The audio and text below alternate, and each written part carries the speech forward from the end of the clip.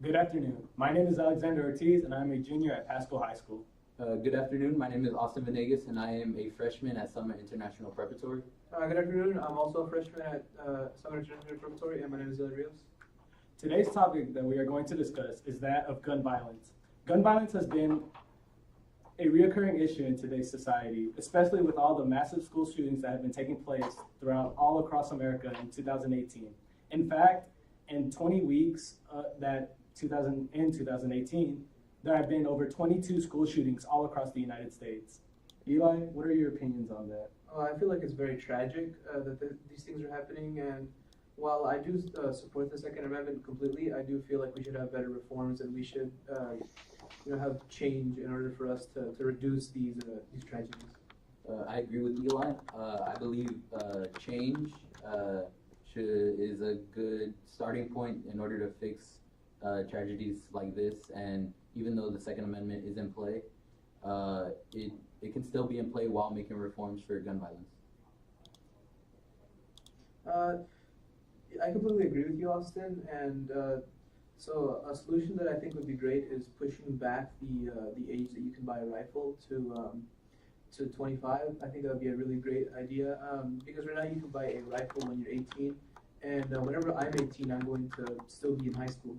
So I feel like if you push it back to whenever you're 25, that'll be after you're out of college. We could completely reduce the violence in schools by a lot. I also feel like we should, instead of banning all weapons, we should also reduce or make it more difficult for you to get an assault rifle. I feel like we should still be able to have an assault rifle because the premise of the Second Amendment is to be able to overthrow a tyrannical government. But I feel it should be harder for us to acquire these weapons.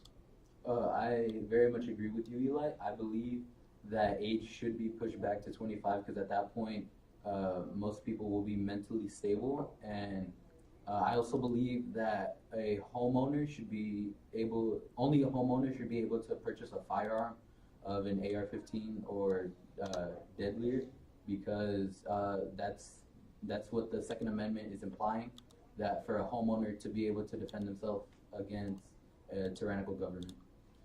Well, I agree with you, but one point that you kind of lost me was when you said they're mentally stable at 25. So I think mental health is lifelong. So if there's something wrong with you when you're little, if you're going through things when you're little, there's a higher chance of you going through the same things when you're older. So I feel like also while focusing on gun violence and a new reform, I feel like we should also focus on mental health.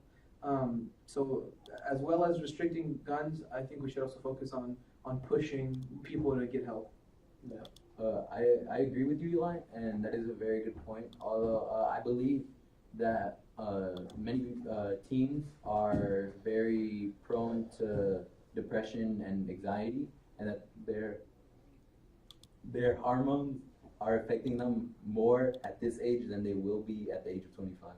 Yeah, I agree. I think since we're teenagers and we're going through puberty, through things like this, I think that also really affects our decisions. And really, what happened yesterday at Santa Fe High School and in Florida, at the Florida shooting, I feel like this was it was a play of a mental health problem, and that we're young, and we sometimes we don't make the best decisions. Sometimes we make very radical decisions. So I feel like we should focus on helping that aspect. It would really change a lot of violence here in the U.S. So you bring up a lot about mental health. Yes, I do. So many politicians in today, in Washington, they all associate mental health with these tragic school shootings that are taking place all across America. So I'm going to ask you: do you personally believe that it is mental health is really the main factor in why these school shootings are taking place? Well, I don't believe it's the main factor, but I believe it's one of the bigger factors. I believe there's a lot of factors that go into play: parenting, the fact that we're teenagers, we have a lot of the hormones change our moods, the how it's easy to get a weapon in a high caliber, deadly assault rifle here in the U.S. I feel like it's a lot of different factors that go into play when it comes to these tragedies. I don't think it's just because the child was sad or that they were angry that they do this, because we find ourselves feeling these emotions often, but we can rationalize. I think mental health is a huge issue, but I feel like there's a lot of things that go into play. I agree with you, Eli. Most of those factors are the main thing going into play on why someone decides to do something like this. And I believe not only is it mental health, but is it the environment that the student is in? Because, like in Florida, they said that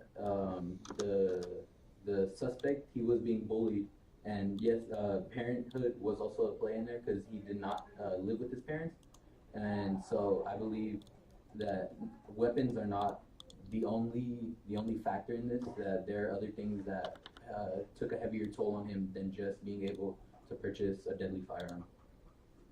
I want to ask you something. So we're all aware that of the Santa Fe shooting that happened yesterday. Okay. So, and that took place in this, state of our own state of Texas.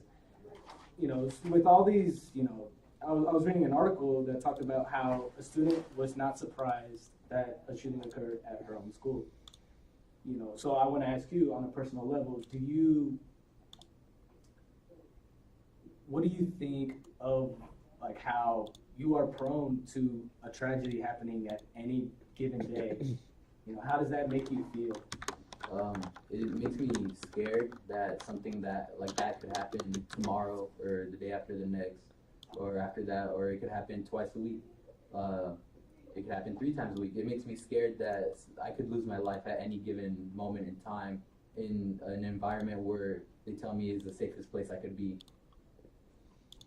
Yeah, I agree with Austin. I feel like right now in the situation that we're in, schools, people are starting to fear more and more of what happens in schools, and I feel like that's a horrible thing. We go to school to learn, we go to school to better ourselves, and what's happening right now is that we're afraid of something like a massacre happening at our school.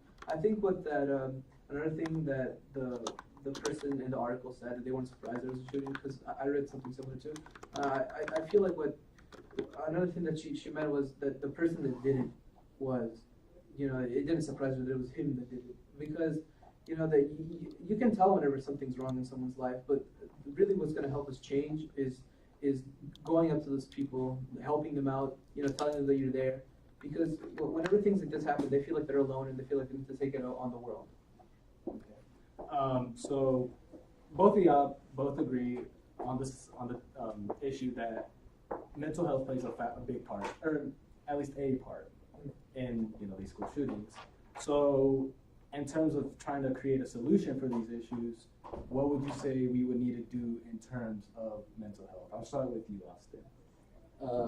I think we should start. How Eli said, it's very easy to tell who you think would do something like this. I think we should start by talking to students about other students who they think might need help in their lives, and ways that we can help those students feel safe in an environment. Yeah, I agree with Austin, but I feel like change isn't just going to happen by us applying laws and by us, telling people what to do. I feel like change is going to happen by the will of people. So like March for Our Lives, right? That's a really great, base for changing, for making schools safer. But I feel like we should add on to that, not only just trying to get rid of weapons, not only trying to do that, but I feel like what we should implement is trying to encourage teens. We as teenagers, we should try to encourage other people to be, more open to everybody. Because like I said earlier, it's that the kids are feeling ostracized, they're feeling excluded, they're feeling like nobody, wants them in the world. So they want to take the anger out on other people. They want to take it out on the people that they feel like those people are the people that they cause, their suffering. So I feel like no amount of set rules in schools are going to change the way that people act. I think that what's going to change is the good heart of people that really do care about others. So you brought up the March for Our Lives, which is I'm sure you're aware as a youth, So movement led by the youth. So I would want to ask both of y'all this, either one of y'all can go first, of whether it is up to us as members of the youth to take the initiative to solve this pretty much essential crisis that's going on, or should we pressure the politicians that are already in office to do this, sort of hear our voices more, or do you feel like it's just time that simply the youth must step up and really, I guess in a way, overtake? I feel like it's change is for the person that wants to change. It's not for if the politicians don't care, they're not going to change anything. It's up to us to move to make moves in the community to really change the way that people see the world, change the way that people see things. It's not up to anyone else. It's the people that want the change that are going to get the change if they push for it. It's if the politicians don't care, if nobody else doesn't care, you have to make your voice heard, and you have to make it to where at least other people start to hear you. If they don't want to hear you, you need to make it to where they hear you, so you can have your change, what you strive for. I agree with Eli, and I also believe that it's the students who are most scared to be at school who should be pushing for this change, because that's the only way they're going to get rid of their fear of being involved in a tragic situation like what had happened yesterday and in Florida. And the only way for us to be able to push that change is for us to be able to speak out about our fears and speak out about how we can fix this situation. Okay, so gun violence is an issue, one that needs to be resolved relatively quick. So, Eli, if you were to devise a plan that would help solve the issue of gun violence, especially in our schools, and sum it up in three outlines of what you would do. Well, one thing I would do for guns is I would make it more difficult for people to get guns. So like I said earlier, push the age back to 25. And another thing I would do is make it to where homeowners have it easier to buy the guns. But I think we should have stricter background checks, as we have it right now. I think it's in California. They have background checks, but they haven't proven to be effective.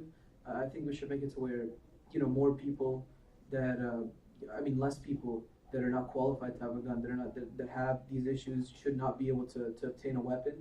And I also think that we should really allow for, like I said, homeowners.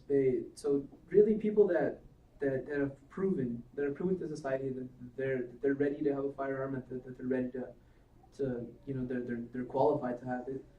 We shouldn't just give it out like we're doing it right now. What about you, Austin? What would be your three main outlines?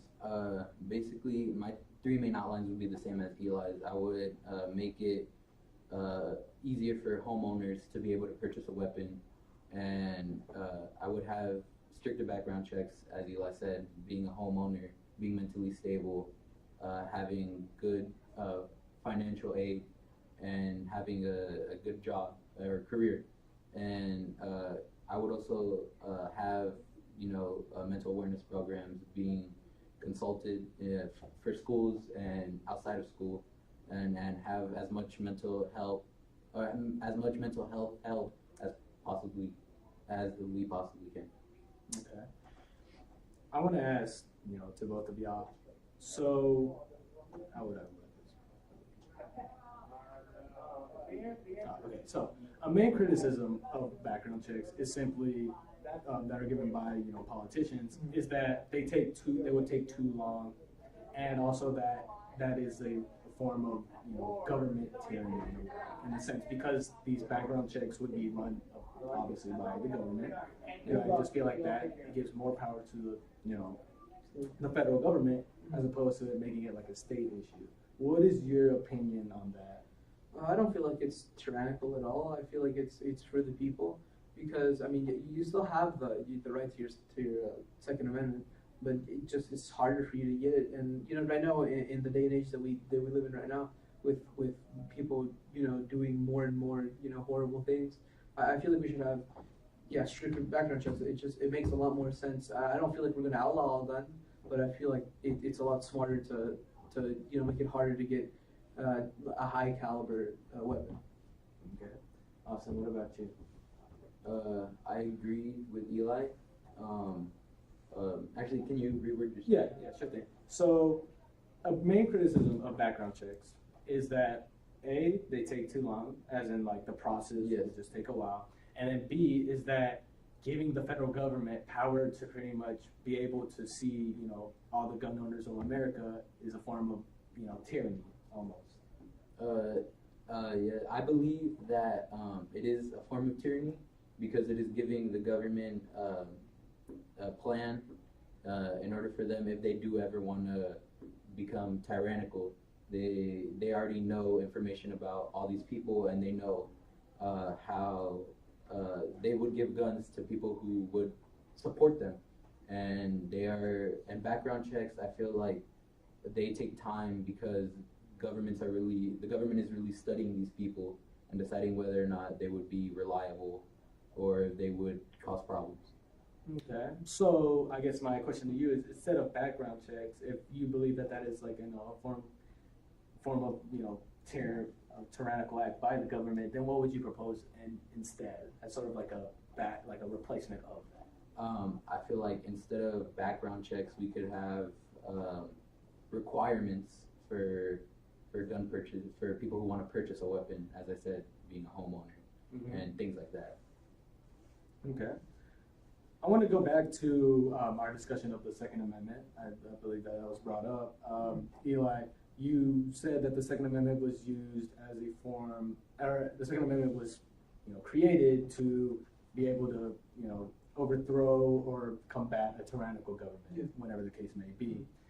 However, that amendment was made back in the early stages of America, in which that was an actual fear.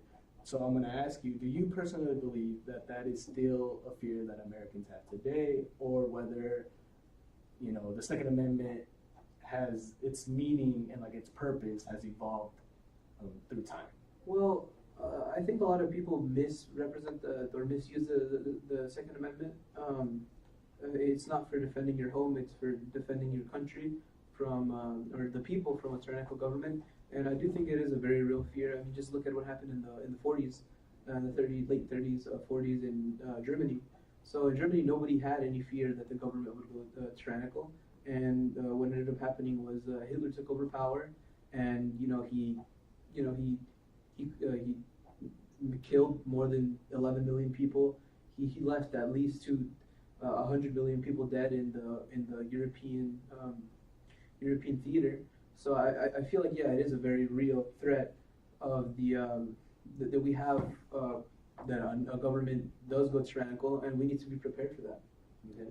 What do you? I agree with you, Eli, and I'm gonna keep it 100 with you. I believe that people are starting to fear this more because our nation, not our nation alone, but all these other nations are more advanced now, and it's easier for them to gain control of another nation due to the fact that everything is kept online and on the internet and is easy to access. And so I believe if we take away the Second Amendment, like how they didn't have an amendment like this in Germany, Hitler took advantage of it. So if we take away the Second Amendment, somebody is eventually going to end up taking advantage of this and causing problems like we're going to be repeating history if we take away the Second Amendment. Okay.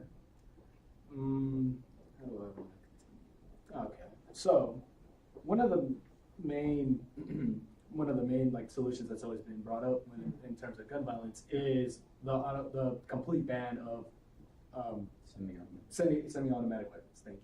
Semi-automatic weapons, as they feel like simply a civilian should not be able to have that sort of high caliber weapon. And things like that.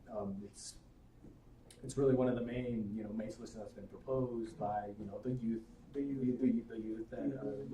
movement and things like that. So I want to ask you, what is simply your opinion on that solution? Well, I feel like people really forget what semi-automatic is. Semi-automatic, fully automatic is whenever you pull the trigger, you can hold the trigger and it fires as much as you want, as much as the clip holds, right?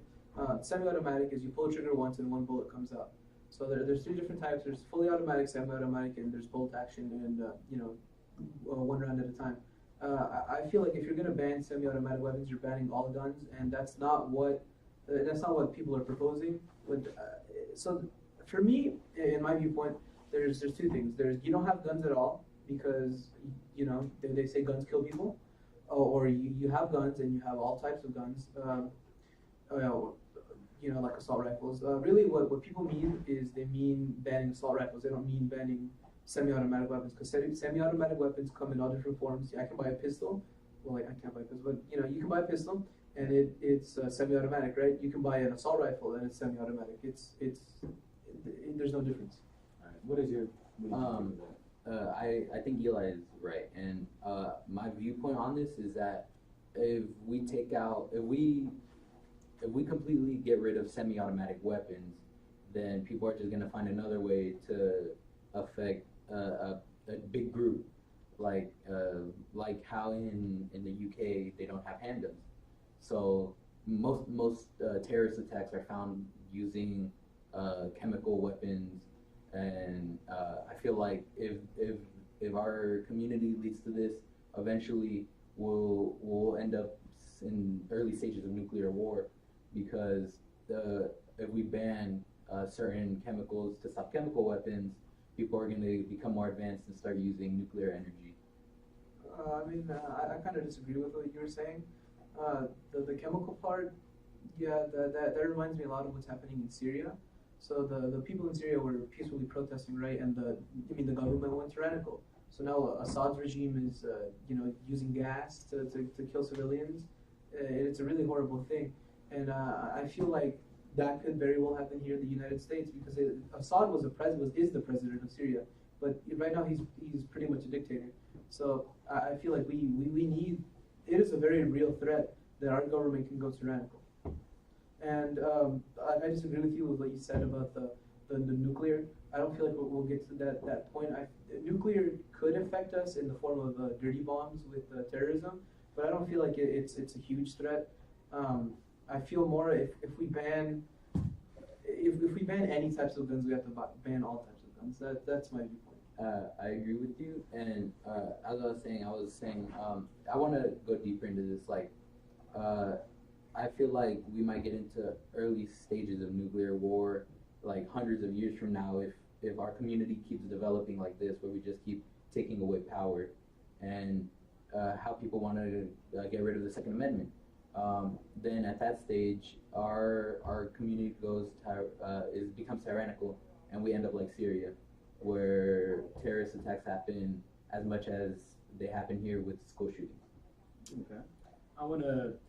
So the President of the United States recently stated, right after the Parkland shooting, that to equip teachers with weapons that can be used to combat school shooters and things like that. So Austin, what is your opinion on that? Do you feel like arming teachers is a reasonable solution that we should take in order to prevent school shootings? I believe this is in somewhat way a step in the right direction, although I feel like all of you know what happened in the Parkland shooting, how the security officer, who was armed, who was trained to deal with situations like this, he was scared, and I don't understand why they think, if he was scared and he was trained, how untrained teachers and staff are gonna